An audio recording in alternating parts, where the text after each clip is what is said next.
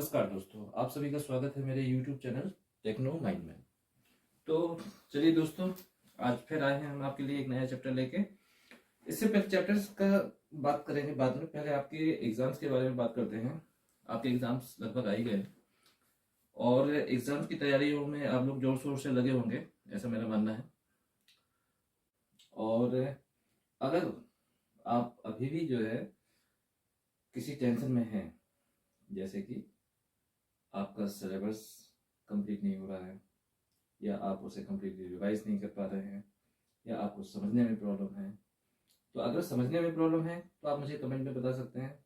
मैं कोशिश करूंगा कि उसे आपको सही तरीके से एक्सप्लेन करके सिंपल वर्ड्स में दे सकूं।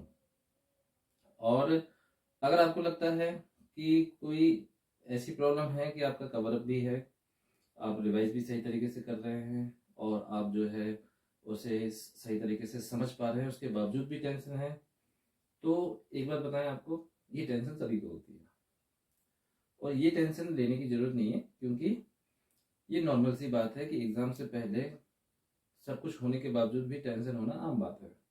तो आपको सिर्फ अपने काम पे फोकस रखना है, टेंशन को एक तरफ रखना है। तो हम बात करते हैं आज साइंस में chapter number 4, carbon and its compound की।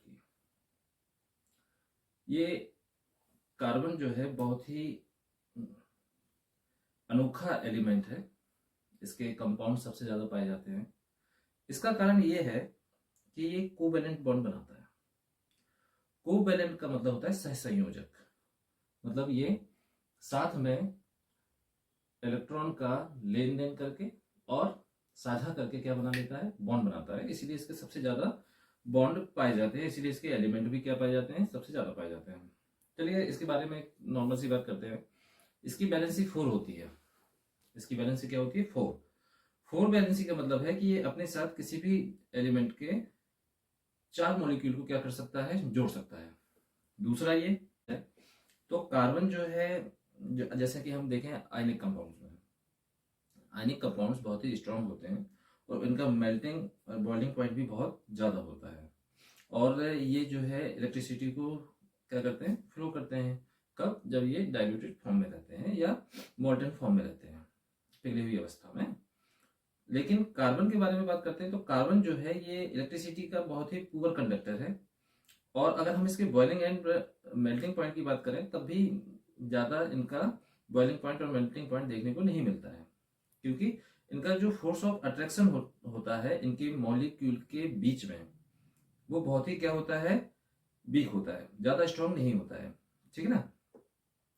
और जो इनके कंपाउंड होते हैं, किसके, कार्बन के, ये नॉन कंडक्टर्स होते हैं, किसके, इलेक्ट्रिसिटी के। ज्यादातर कंपाउंड नॉन कंडक्टर होते हैं इलेक्ट्रिसिटी के। इसीलिए क्योंकि इनका जो बॉन्डिंग होती है बीच में वो इतनी स्ट्रांग नहीं होती है, क्योंकि ये क्या बनाते हैं, कोवैलेंट बॉन्ड। अब इसके बनाने के रीजन क्या है कि ये कोवैलेंट बॉन्ड क्यों बनाते हैं, तो सबसे पहले हमें समझना पड़ेगा कि कार्बन के कितने इलेक्ट्रॉन होते हैं। तो कार्बन में जो है टोटल 6 इलेक्ट्रॉन होते हैं, जो कि अलग अलग सेल में होते हैं। जैसे इनर सेल में 2 होते हैं और बाहर की सेल में बचे हुए कितने होते हैं, 4। जबकि होने कितने चाहिए थे, 8 होने चाहिए थे। तो जो बाकी के बचे 4 हैं, मतलब जो 4 इलेक्ट्रॉन्स उसे चाहिए नोबल गैस के आसपास जाने के लिए, मतलब कि उसे हर, देखो केमिस्ट्री में एक रूल बहुत ज्यादा चलता है जो कि माना भी जाता है, वो ये है कि हर एक एलिमेंट नोबल गैस की पोजीशन पाना चाहता है। अब नोबल गैस क्या है, नोबल गैस वो गैसेस हैं जिनके आउटर मोस्ट सेल फुल होते हैं, इसीलिए वो क्या होते हैं, इनर्ट होते हैं। वो किसी से भी क्या नहीं करते, रिएक्ट नहीं करते हैं, जैसे हीलियम है, आर्गन है, क्रिप्टॉन है और भी है। ठीक है ना, क्योंकि इनके आउटर मोस्ट क्या होते हैं, सेल फिल रहते हैं। और जितने भी बाकी के जो एलिमेंट होते हैं वो भी यही चाहते हैं कि उनके आउटर मोस्ट सेल क्या हो जाए, फिल हो जाए और वो शांति से रह सके, मतलब रिएक्टिव ना होना पड़े उन्हें। ठीक है। तो इसके लिए जो कार्बन है, कार्बन के आउटर मोस्ट सेल में 4 इलेक्ट्रॉन होते हैं, उसे कंप्लीट करने के लिए 4 और चाहिए होते हैं। अगर वो मान लीजिए कि 4 इलेक्ट्रॉन ले लेता है, अगर मतलब कार्बन के 4, मतलब कार्बन जो है वो 4 इलेक्ट्रॉन और ले लेता है, तो आप समझिए कि कार्बन के जो न्यूक्लियस होता है उसमें प्रोटॉन की संख्या कितनी होती है, 6, इलेक्ट्रॉन की संख्या 6, तो बैलेंस रहता है। लेकिन अगर वो 4 इलेक्ट्रॉन और ले ले तो लोड किस पे पड़ जाता है, प्रोटॉन पे। उसे बैलेंस करने में दिक्कत होने लगती है, ठीक है ना। और अगर वो 4 इलेक्ट्रॉन दे दे, 4 इलेक्ट्रॉन क्या करते हैं, दे दे, वो अपने पूरे 4 इलेक्ट्रॉन को दे देता है, तब भी उसको प्रॉब्लम है। क्यों? क्योंकि उसे अपने इलेक्ट्रॉन को देने में ज्यादा एनर्जी क्या करनी पड़ेगी, खर्च करनी पड़ेगी।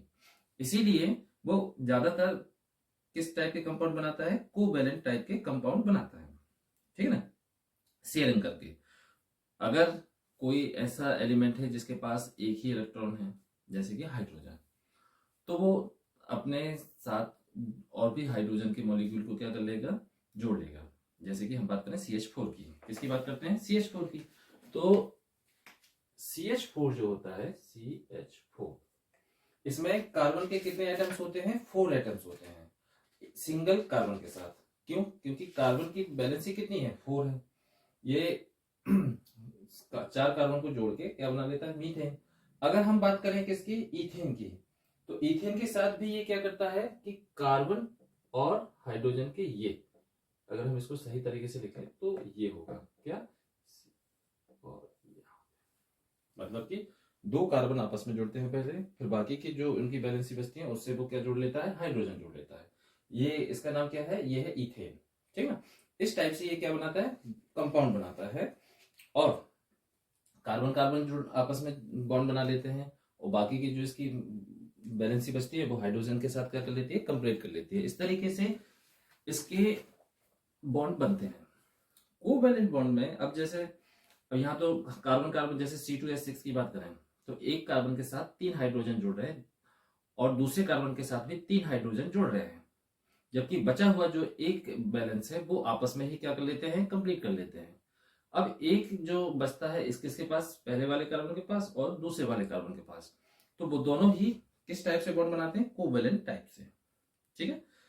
अच्छा, इस कार्बन की बात हो गई। अगर हम दूसरे एलिमेंटों को भी देखें, तो दूसरे एलिमेंटों में जैसे कि हाइड्रोजन, सबसे सिंपल जो आपका पीरियोडिक टेबल होता है उसका सबसे फर्स्ट एलिमेंट है हाइड्रोजन। हाइड्रोजन में एक इलेक्ट्रॉन होता है, उसके फर्स्ट सेल में एक इलेक्ट्रॉन होता है, और उसे नोबल गैस की प्रॉपर्टी लेने के लिए उसे एक और इलेक्ट्रॉन की जरूरत पड़ती है। इसीलिए हाइड्रोजन कभी भी अकेला नहीं रहता, तो क्या बनाता है, बॉन्ड बनाता है दूसरे हाइड्रोजन के साथ। इसीलिए हम उस हाइड्रोजन को H2 के फॉर्म में लिखते हैं। किस फॉर्म में लिखते हैं, H2 के फॉर्म में।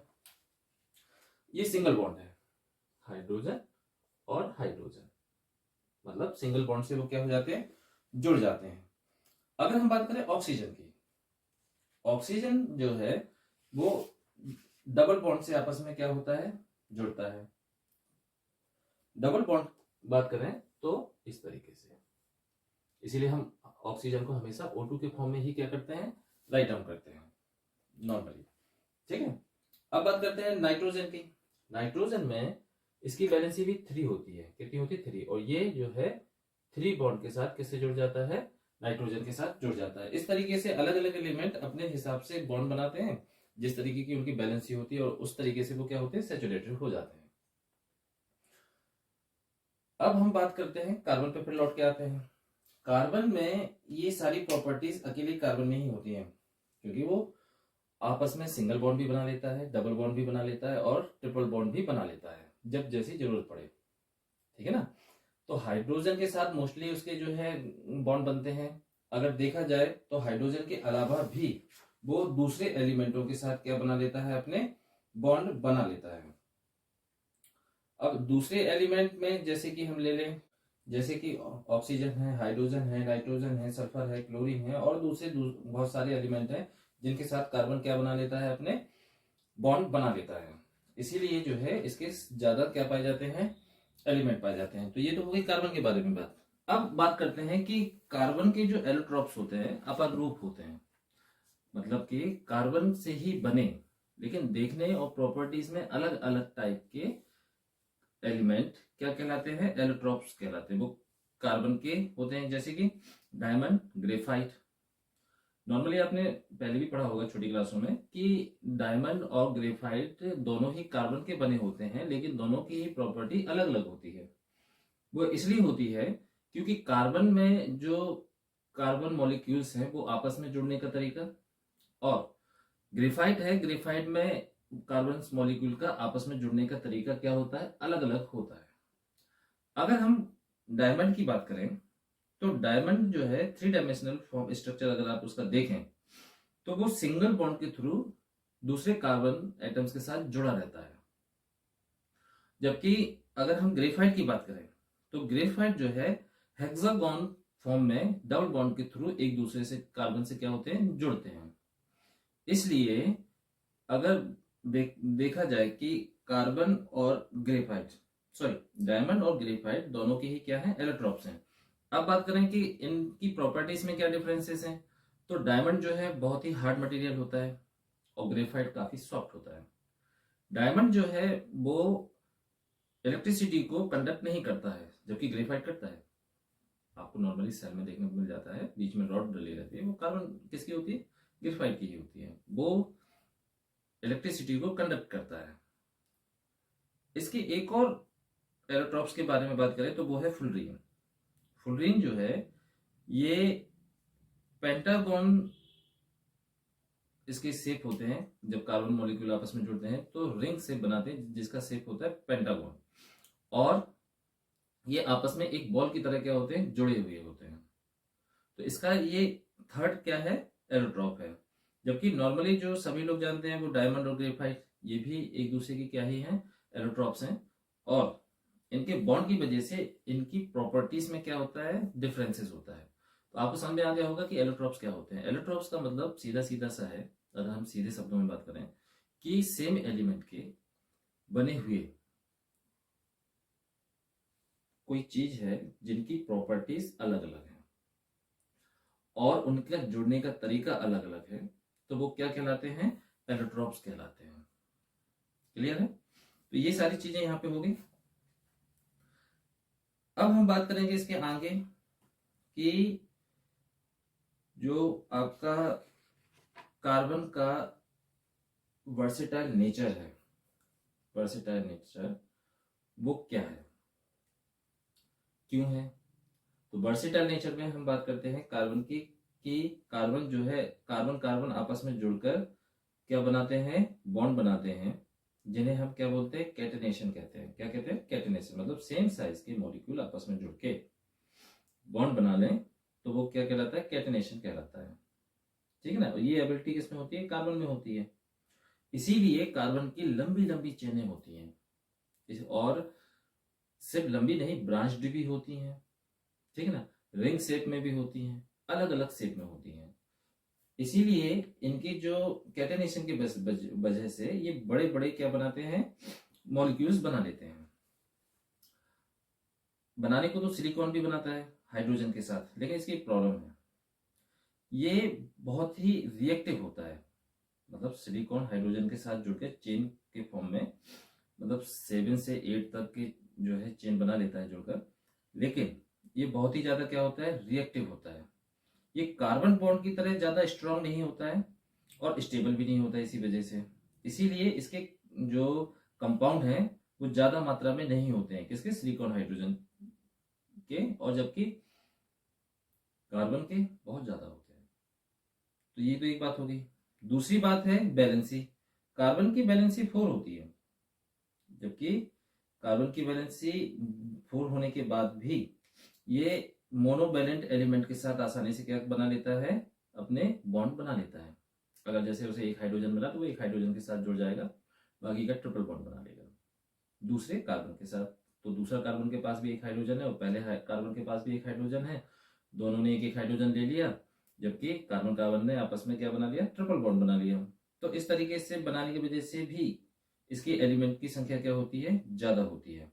ये बनाने का रीजन क्या है, कार्बन मॉलिक्यूल्स का साइज बहुत छोटा होता है, इसमें नंबर ऑफ एटम्स 6 होते हैं, इसी वजह से इसका जो साइज होता है वो छोटा होता है। और जो अट्रैक्शन फोर्स है, मतलब प्रोटॉन जो इलेक्ट्रॉन को बाइंड करके रखता है, वो आसानी से बाइंड अप कर लेता है मॉलिक्यूल की साइज की छोटी होने की वजह से, क्योंकि 2 ही सेल होती हैं इसमें।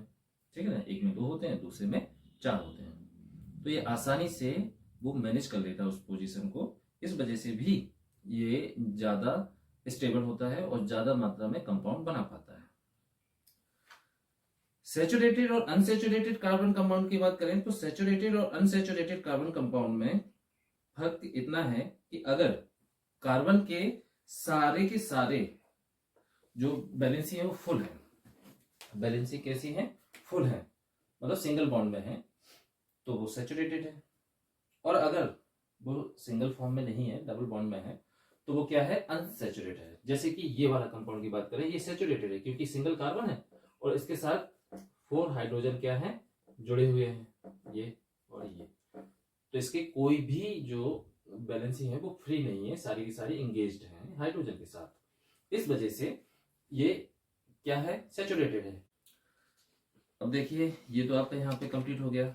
इसके बाद जो बातें आती हैं आपकी कि कार्बन जो है, चैप्टर में आपकी एमपी बोर्ड ने कुछ चीजें हटा दी हैं, जैसे कि चेन, अगला जो टॉपिक है वो है 4.2.2 का चेन्स, ब्रांचेस एंड रिंग्स, ये पूरा का पूरा उन्होंने हटा दिया है। तो हमें इसके बारे में अभी बात नहीं करनी है क्योंकि अभी एग्जाम सिर पे हैं।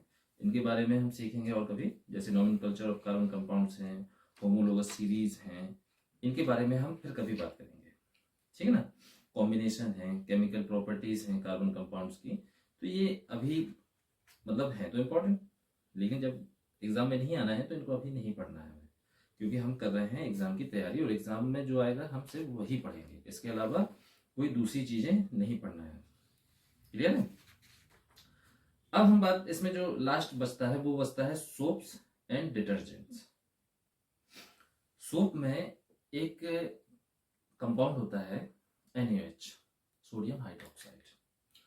सोडियम हाइड्रोक्साइड में जो सोडियम वाला पार्ट होता है ये क्या होता है, हाइड्रोफिलिक होता है। क्या होता है, हाइड्रोफिलिक। जबकि जो दूसरा पार्ट होता है वो होता है हाइड्रोफोबिक, दूसरा एंड। 2 एंड होते हैं इसके डिटर्जेंट या सोप की बात करें तो। अब उसके बारे में हम पूरा आपको यहाँ पे बताएंगे।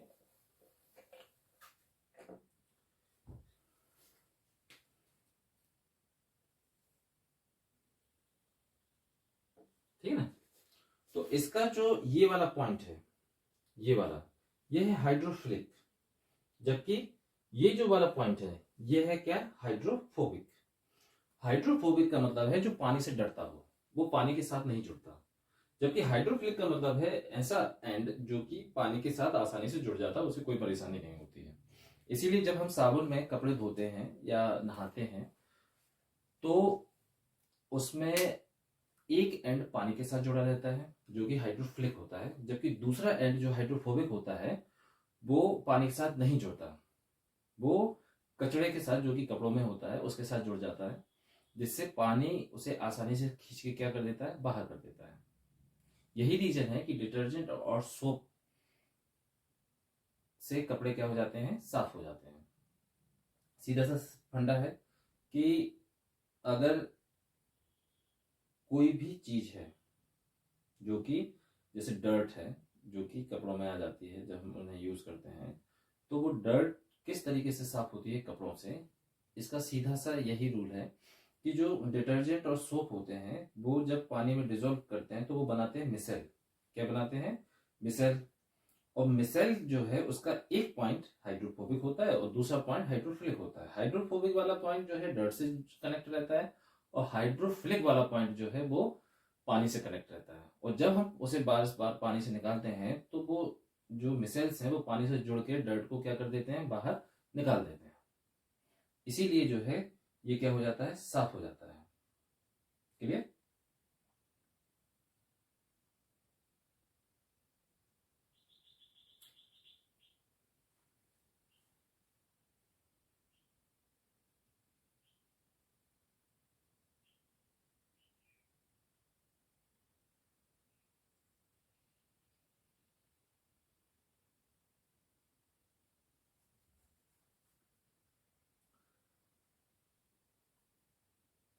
जितनी भी डर्ट होती हैं वो सारी की सारी डर्ट का जो नेचर होता है वो ऑयली होता है और ऑयली पानी में डिजोल्व नहीं होता। जबकि जो सोप होते हैं वो सोडियम या पोटेशियम के क्या होते हैं, सॉल्ट होते हैं, जो कि लॉन्ग चेन बनाते हैं किसके, कार्बोक्सिलिक एसिड के। इसका जब कपड़े को हम पानी में डालते हैं, समझना है यहाँ पे कि जब कपड़े को पानी में डालते हैं जो डर्ट है वो ऑयली होने की वजह से पानी में डिजोल्व नहीं होती है, जब साबुन में क्या होता है कि साबुन को जब हम पानी में डिजोल्व करते हैं तो उसका एक एंड, मतलब जो आयनिक एंड है सोप का, वो पानी में क्या हो जाता है, डिजोल्व हो जाता है। जबकि दूसरा एंड ऑयल के साथ क्या होता है, जो कार्बन चेन होता है वो किसके साथ डिजोल्व हो जाता है, ऑयल के साथ। और यही वजह है कि वो आसानी से क्या कर देता है, उस कपड़े को साफ कर देता है। ये जो सॉफ्ट मॉलिक्यूल है, इसका जो फॉर्मेशन स्ट्रक्चर होता है उसे हम मिसेल्स कहते हैं। क्या कहते हैं, मिसेल्स। इसके अलावा इसमें और कुछ है नहीं इतना। जो आपकी चीजें थी वो सारी क्लियर हो गई। अब इसमें आते हैं क्वेश्चन आंसर। क्वेश्चन आंसर को हम जो है बाद में क्लियर करेंगे। जब तक के लिए जय हिंद।